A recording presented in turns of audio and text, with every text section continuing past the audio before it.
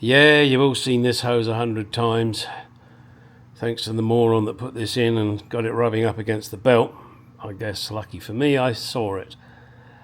This hose seems to be made of unobtainium. The person that was advertising it was too lazy to do customer service and get back to me, even for a second-hand hose. So they've lost out now. What I've decided to try and do, I'm going to use these two fittings and I'm going to cut a piece of hose. So I'll cut it here and cut it here and put this in for there and then this in for here with a piece of hose in between and clip, clip, clip, clip. We'll have to see how it works. I'm going to have to measure so that I get the distance the same, but that's no big deal. And also the orientation. Now, assuming I've got everything right, I will cut this hose now and hope that I get it right.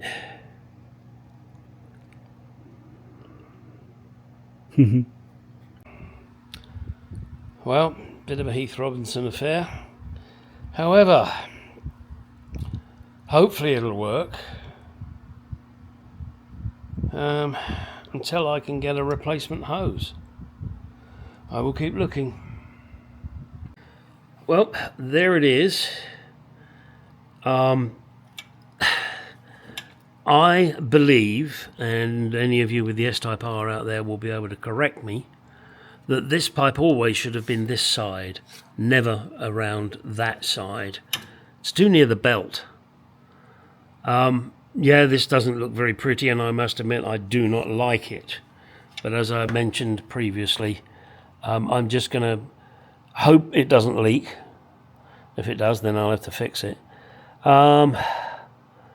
And try and find a replacement hose. I mean, God's sake, car's only 19 years old.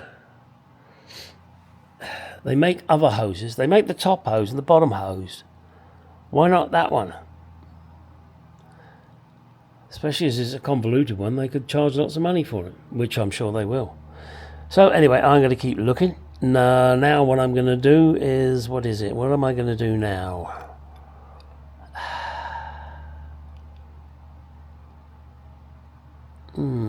Oh, I put the expansion tank in. Up and over there. Right. Oh, one other thing. When you're putting the belt on and the belt tensioner, I left the belt off of the steering pump here. That seemed the easiest way to do it, just, have it hanging off. And then when I let the tension off and the belt, I believed, was okay, double check it. Make sure it's on the compressor, the steering pump, the tensioner, the top pulley, which is the water pump, and also it goes over to the alternator. And then okay, hang on a second. I don't know. I can't really well, maybe I can show you. Hang on a second. Right, there you can see that is the bottom pulley. Bit of dust on that belt, I must cut that off. And you can see the belt that goes from the tensioner, the water pump, the steering pump, the compressor, etc., etc. Goes around the pulley at the back of the crank. Right, that's that. Let's move on to the expansion tank. Yep, here I go again. WD-40 all over that. And as before, remember, when you've made that big connection, that one down there, and you've pushed that spring in, give it a good tug to make sure it's in properly. Right, let's get this in, and don't forget the electrical connection, and then the two hoses at the top, which is there and there at the top, and the electrical connection is there. See it? Right. Okay, there it is. It is now fitted. Don't forget to make sure that locking wire locks. I know I mentioned it before and I'm mentioning it again. Also, don't forget the electrical connection, and then the 2 hoses, this one here, this one here. Now when I got this car, this hose was fucked up. I don't know why the guy had routed it the way he had, but he had no clue what he was doing.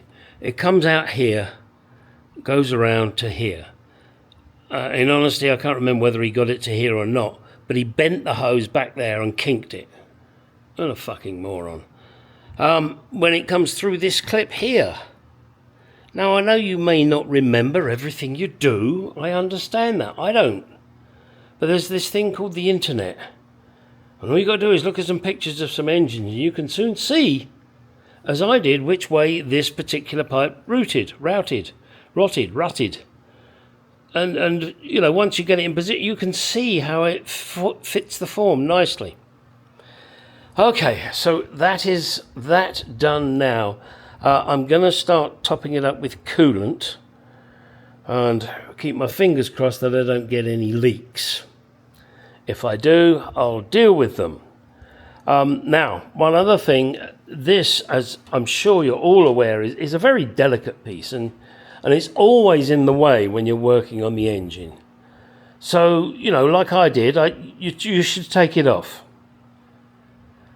But unlike what I did, I put it back on and then leant on it and broke the fucking thing, didn't I? What a dick.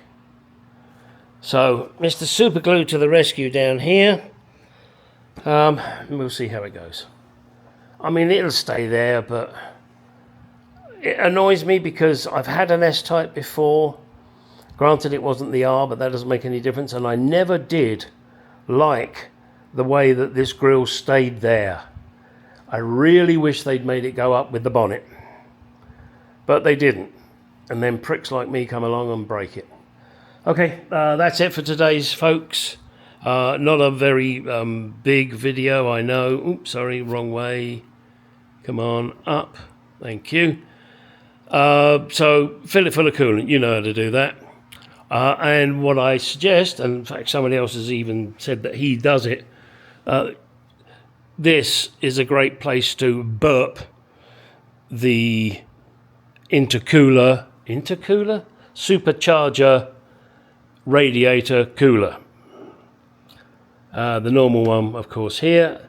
There is, I note, a plug there. Maybe that's for getting air out of this. I don't know. Never met that before. Anyway, I do have the pink stuff grabbed from my local AutoZone. And this is it. Original equipment technology. Peak pink. Oh, I got nice pink. Look, it says Jaguar. See, look, says Jaguar right there. Jaguar, Land Rover, Porky, Rangi Rover, Sabi, Volvo, Udi, and an Alpha Fiat. Alright, enough of the stupidity. Get out of my garage. Go do some shit. Yeah, baby.